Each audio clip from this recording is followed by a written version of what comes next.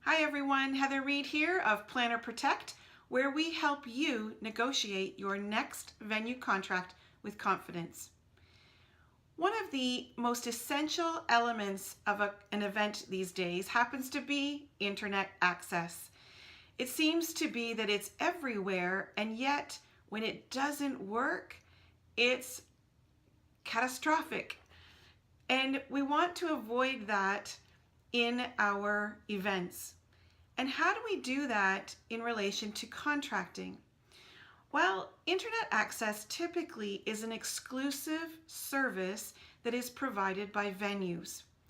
It is not very often that you're able to provide your own provider for internet services, but rather it is an exclusive service that is provided by venues, which means that you're required to use their equipment, their infrastructure to access internet. So what can we do as event hosts to protect ourselves when we don't have a choice as to internet access and the service that's provided, the equipment that's been used, the bandwidth that is available? Well, we need to look at our contract and make sure that we have language in our contract that gives us leverage should the venue not deliver on what it has promised in regards to that exclusive service. So there are the three things that I want you to think about as an event host in regards to bandwidth and to internet access. And I want to make sure I get these right. So I want you first of all to consider and to identify in the contract what are the requirements of your event. What are the internet requirements? What is the bandwidth requirement? What kinds of activities are going to be taking place at your event? Is it a lot of downloading? Is it uploading? Is it polling?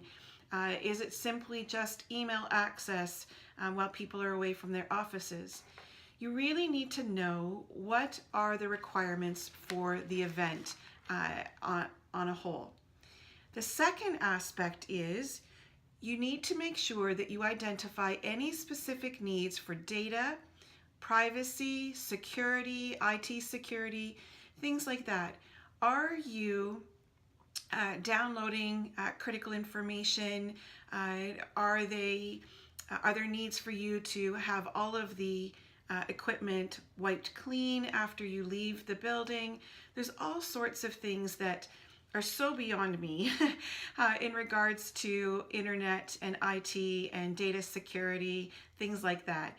But if those are important elements of your event, you want to make sure that you have specifically identified those and included them in the contract as being critical pieces of your event.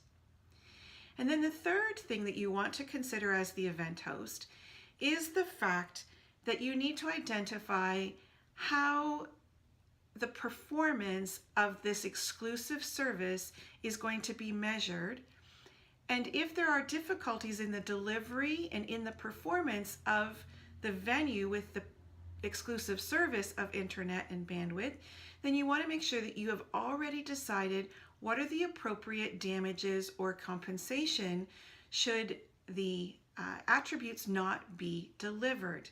So you want to make sure that all of these aspects are in writing in your contract, and you want to make sure that the venue is agreeing to live up to and provide the standards of service that are marketed.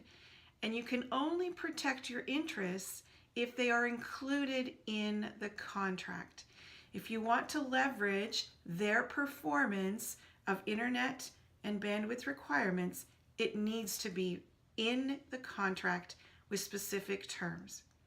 So I hope that little tip around this thing we call the internet with access for our delegates and the ability to do some amazing things while we're at our events, you want to address that before you enter into a contract. If this tip has been useful, pop on over to plannerprotect.ca for other tips, for signing up for our newsletter that is educational, for other videos on the YouTube channel. You can book a complimentary call. There's all sorts of ways of building your knowledge of contracts and what it takes for you as an event host to protect your interests. Interests as small and as big as internet. Thanks so much. See you next time.